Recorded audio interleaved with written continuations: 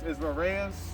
I'm with the Wheeling branch, and today what we're going to be doing is creating a nice liquid barrier around the perimeter. This ant issue is pretty bad on the inside, so just focusing really well around the foundation of the home should knock them out.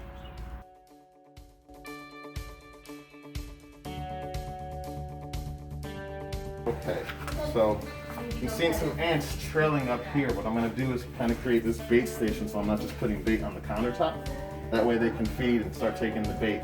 It's a little bit easier than just applying bait. Sometimes on the counter it gets wet, but it's ineffective.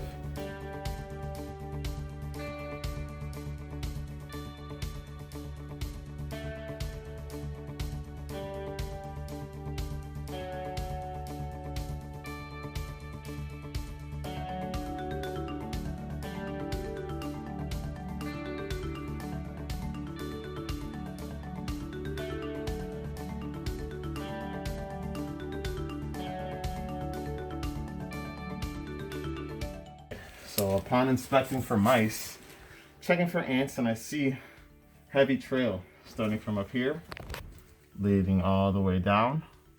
And now there's reports of ants in the kitchen. This might be exactly where the source is coming from. So as long as I can bait down here and get the majority of them to take the bait down here, she should be seeing less activity upstairs. So since ants are looking for food at this time of the year, they're gonna take that, regurgitate, feed to the larva in the nest.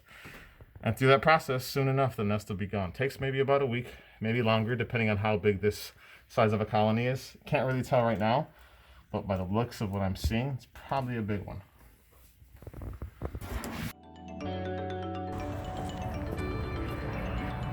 On this side of the house downstairs is where they're getting many ants, so sometimes you gotta just get in there, get behind the bush, move it, and just make sure you're getting the foundation pretty well. As long as you can create that barrier, especially where you're finding the majority of the ants. This is a non-repellent material, so the ants will be able to walk across it freely and transfer it to the nests afterward. Stuff like this is a conducive condition to where, it's a crack, easily for ants and other pests to trail right in here and start creating a home.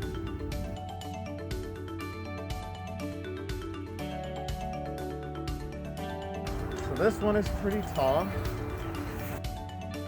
The hornets left over from last season. Pretty high up there, kind of top. Let's see if I can reach it with my pole.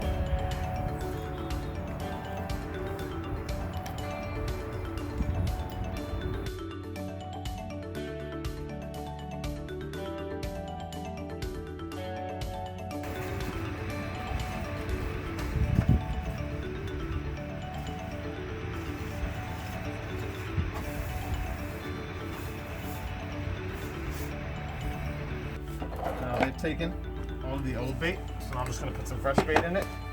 Remove the wrappers, remove the paper. I'm going to fill up about 8 pieces of contract block. Then scan it in. Marking activity levels as heavy feeding.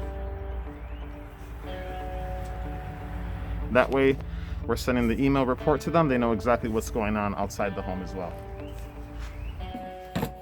Cool.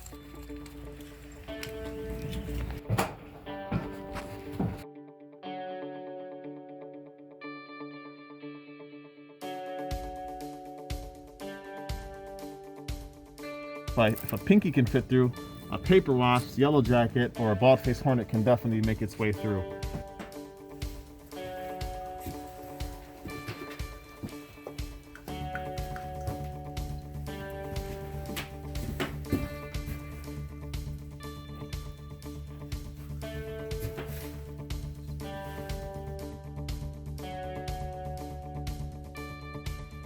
The caulking here is very fine and flush, but down here there's a little bit of spacing. And through here it's easy enough for a mouse to fit, and who knows what's lurking behind the siding here and at the bottom foundation of this brick. So I'm going to seal it using steel wool. So here I'm going to kind of layer up the steel wool, give it a little bit of a bounce to it. So that way when I stuff it in this crevice here, it'll be a lot harder for a mouse to push through.